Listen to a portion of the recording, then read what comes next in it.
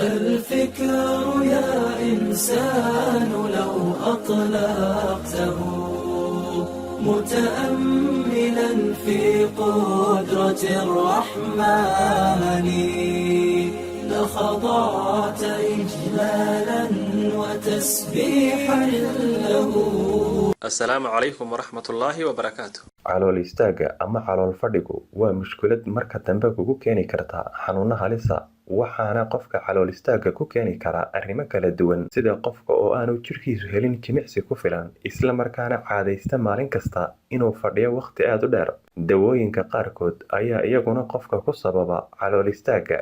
qofka oo markuu u baahdo aan aadin xamaamka ayaa iyaduna marka dambe dhaxalsiin karta calool istaaga. haddii haddaba ay ku haysato mushkiladda calool istaagu ama calool fadhigu, waxaad kaga bixi doontaa inaad raacdo talooyinkan shanta ah. talada koowaad ayaa ah inaad cabto oo jirkaagu uu helo biyo ku filan maalin kasta, waxaanay biyuhu ka shaqaysiiyaan guud ahaanba uurku jirta, sidaa darteedna waxay u diidayaan calooshaada inay istaagto.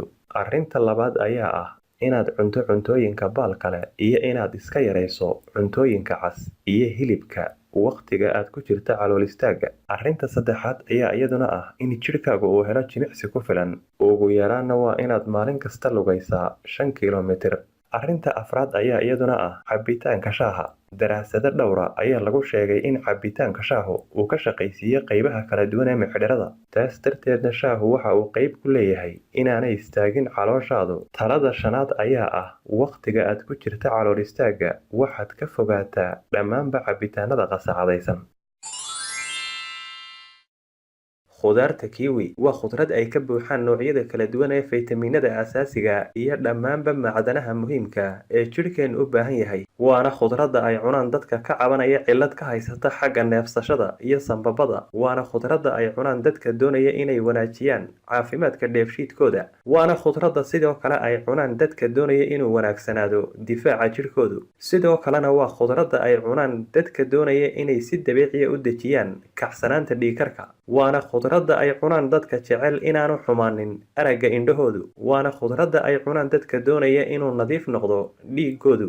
waana khudradda ay cunaan dadka ka cabanaya calool istaaga badani. sidoo kalena waa khudradda ay cunaan dadka jecel inuu maqaarka jidhkoodu noqdo mid caafimaad qaba.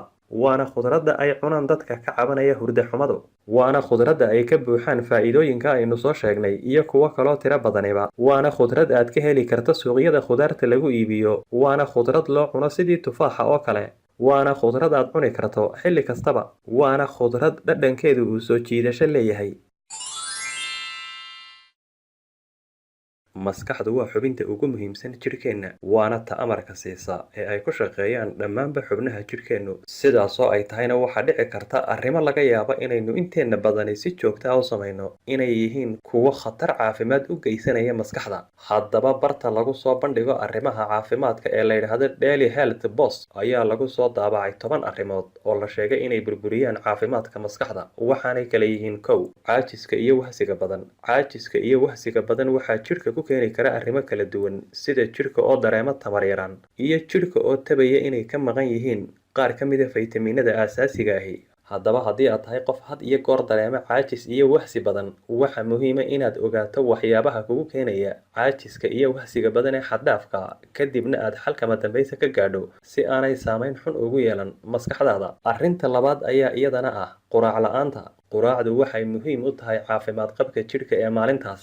haddii haddaba aad tahay qof aan danaynin quraacda, isla markaana arrintani ay soo noqnoqoto, waxay dhibaato caafimaad mustaqbalka dhow u geysan kartaa maskaxdaada. arrinta saddexaad ayaa ah isticmaalka xad-dhaafka ah ee telefoonka gacanta.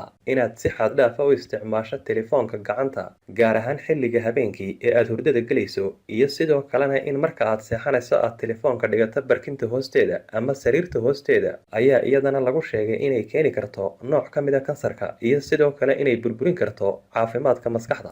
waxaana muhiima in intii karaankaaga aad ku dadaasho inaad iska yarayso isticmaalka telefoonka gacanta. arrinta afraad ayaa iyadana lagu sheegay xanuunka iyo shaqada. marka jidhkaagu uu yahay mid xanuunsanaya, waxaa yaraanaya difaaca jidhkaaga. sidaa darteedna waxaad u baahan tahay marka aad xanuunsanayso inaad nasato iyo sidoo kalena inaad qaadato dawada ku habboon xanuunkaaga.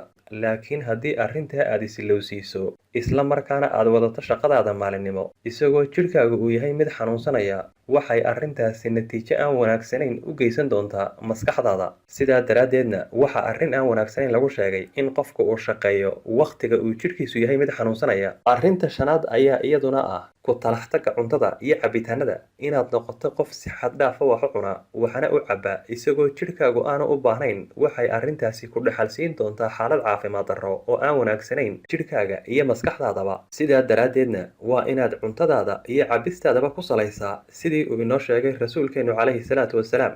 arrinta lixaad ayaa iyaduna ah cabbitaan la'aanta biyaha uu jidhkaagu u baahan yahay. inuu jidhkaagu noqdo mid ay ka maqan yihiin biyihii uu baahnaa waxaa iyadana lagu sheegay mid mustaqbalka dhow halis caafimaad darro ku ah maskaxdaada. arrinta toddobaad ayaa ah hurdo yaraanta soo noqnoqota. haddii jidhkaagu wakhti badan aanu helin hurdadii uu baahnaa, waxay arrintaasi si xun u dhaawici kartaa maskaxda. arrinta siddeedaad ayaa ah qiijinta sigaarka iyo waxa la midka ah. qiijinta sigaarka iyo waxa la midka ah ayaa iyaduna meesha ka saaraysa caafimaad qabka maskaxda. arrinta sagaalaad ayaa iyaduna ah isticmaalka badan ee sonkorta. isticmaalka badan ee sonkortu waxa ay dhibaato caafimaad gaadhsiisaa guud ahaanba jidhka oo dhan. sidoo kalena daraasad dhowaan la sameeyey ayaa lagu sheegay in isticmaalka badan ee sonkortu uu sababo xanuunka maskaxda ku dhaca ee Alzheimer. arrinta tobnaad ayaa iyadana lagu sheegay dhulka hawadiisu ay tahay mid wasakhaysan, sida dhulka ay ku badan yihiin warshadaha qiiqa sumaysan hawada kusii daaya. haddii aad tahay qof ku nool deegaan hawadiisu ay tahay mid wasakhaysan, arrintaasi maaha mid u wanaagsan caafimaad qabka maskaxda, gaar ahaan carruurta.